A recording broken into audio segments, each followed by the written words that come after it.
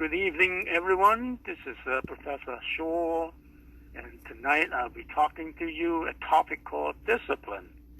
Discipline is a very important topic for teaching your children to do good, or as a teacher, you teach your students to do good. As a company, you have to make sure that your workers are with you, right? And if they have done something wrong, there will be a time to discipline.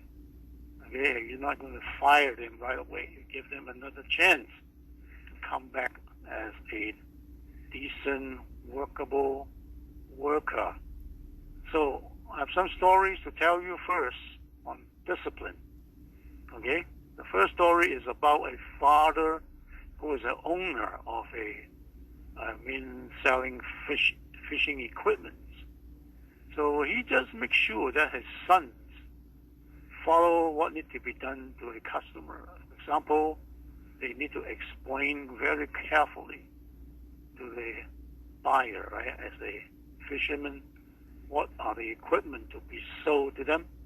Is there any defects or anything that has to be paying attention?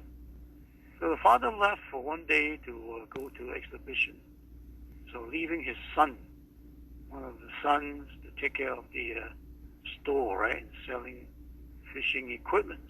So one of the fishermen come to the store to buy a cooler, and the cooler have something wrong on the cap. That means the cover that may not be fitting to that cooler in place. So that young boy, around 16 years old, never explained carefully this cooler has some defects. They may not cover, completely to protect your ice not melting for a long time. He just sell that thing to the fisherman, and he left for a long trip fishing out of the sea, many miles away. It takes 2 days to come home. So the father come back and said to the son, "What have you sold today?" He said, "A cooler and some fishing rods." And the father said, "That cooler is having some problem covering as a lid, right, on that box." And we explained clearly to the buyer, and the son said, "No, I thought that everything is okay, right?" So he just not happy about that kind of action already. He took that child and go and find the fisherman. But he is not in the harbor, at least for 2 days. After that, 2 days later, he got the fisherman and said, "How will your cooler working?" And he said, "Oh boy, the cooler doesn't fit. I have all my fish rotten within 2 days. So I don't know what's happening." The father said to the son, "You don't need to go to school for a month now. I already called your principal at school. You are now to work for this fisherman to pay back what has been lost in the fish." So the father took the fish and put on the weight and to find out how many pounds of fish has been spoiled. So the total amount is 1,000 euro. So the son had to pay back and work for the fisherman for at least 1.5 months. That will be the story of discipline.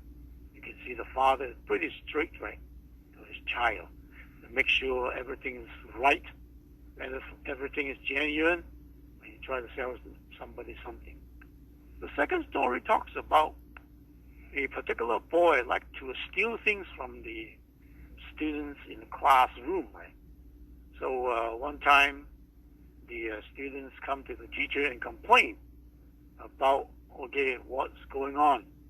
And the student admit that he is stealing a lot of things from different students. So the teacher called upon the mom of this child to come to the classroom and talk to the son.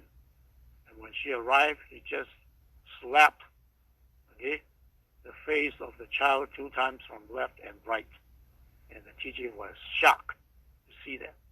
But the other student just rushed into the room and said, "Hey, I missed something. He took it. I missed this, and then he took it." So that should become very embarrassing now. So what should the teacher do? Am I going to slap him 3 more times? to make sure he just follow what we said, to be disciplining, or, boy, I just don't know what to do. And he told himself, I need to train him well because I just love this child. He's a very normal child. He can be thriving in the future. So what did he do? He asked the student to go out and pick garbages and also help him in the classroom to collect all the homework from other students and clean up the classroom later. So he learned that he has done something wrong. He needs to be punished. But at the same time, he learned a lesson, how to be a decent boy, helping others, and also help the teacher. He found himself actually in a better position of being called upon to help out in the classroom. He found out that he seems to be number one in the classroom. Okay, so this is something what you can do to discipline your child at the back, right? This is something really critical. So, what about in the Old Testament? What kind of discipline the Lord has with Joshua? Joshua has been asking the people to prepare to attack Jericho, not by force, not by weapon, not by soldiers, but by the will and the instructions of the Lord. So they were told to go around the particular wall of that city 7 times. In the final time, they have to yell, and they have to blow the trumpet, and everything tumbled. Okay? And everything tumbled. They took all these things that they earn and win from the enemy. They are the silvers and gold to be put in God's vault. Okay? But need to get rid of all other people and animals. That's what the Lord told them to do so. And at one time, they're about to attack Ai, right? That city, Ai city.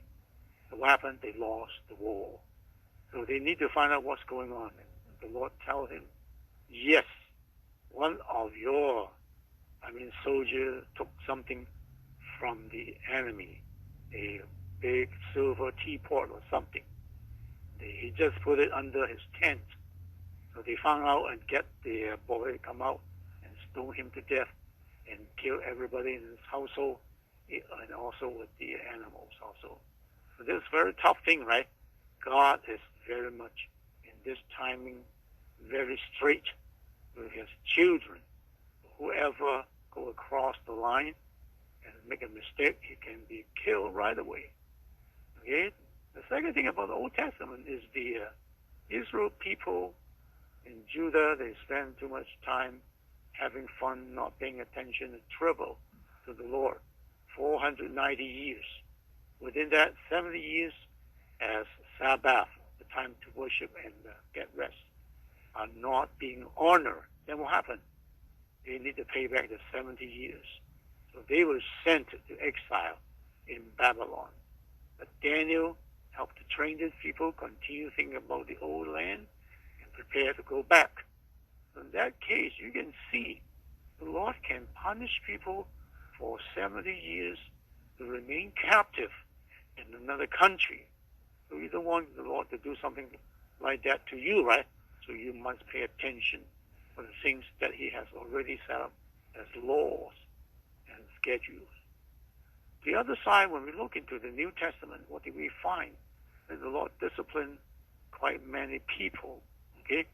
And we can see the Lord discipline when one particular person say to himself, I can build a bigger barn to house my crops, and making merry every day for a long, long time now. And the Lord tells this guy, yes, you can build that, but what would that be? Would it last really long? How about if you die? Would these things just keep on fresh and can be sold a lot of money? No. The Lord said, I'm going to take your life tonight. So he was gone. You suffer for all the things, not even have any time to be spent with his money on earth. He just don't have a time. He is putting into the Hades, right? And later put into the lake of fire, right? Later. So This is something we must pay attention. If we're not doing good, we get punished. And finally, we just lost in the battle and becoming a children of the Satan in hell. That's something really terrible. So from that case, we have to make sure we won't violate things what the Lord has set up and remind us not to touch it, not to eat it, just like in the Adam and Eve in the Eden garden. So they are just not following what the Lord has said. They just find some excuse and saying that, hey, we can be wiser people when we eat that fruit set by the Satan and try to make this lady fall into his trap. And yes, this lady ate the apple and shared something with her husband. And then this Adam also admit that he has made the wrongdoings. So they were being disciplined by chasing out from the Garden of Eden and becoming, heavy laden, have to work hard and get laboring children as pain to be sufficient for themselves. So you can see punishment can be big. So we better pay attention to what we shouldn't do, because the Lord can hear and know about what is happening to you, and He will count your time that you make mistake and give you punishment at the back. If we keep the word of the Lord to be straight and sound, we don't do any bad things, we can keep ourselves to be as good as forever something. But a lot of times people just got astray because of their heart. They're becoming greedy, unrespectful, try to steal things from others, and that's not a nice thing, right? Okay, I'll finish here for tonight on the topic called discipline. Thank you for coming in, listen to this. Bye now.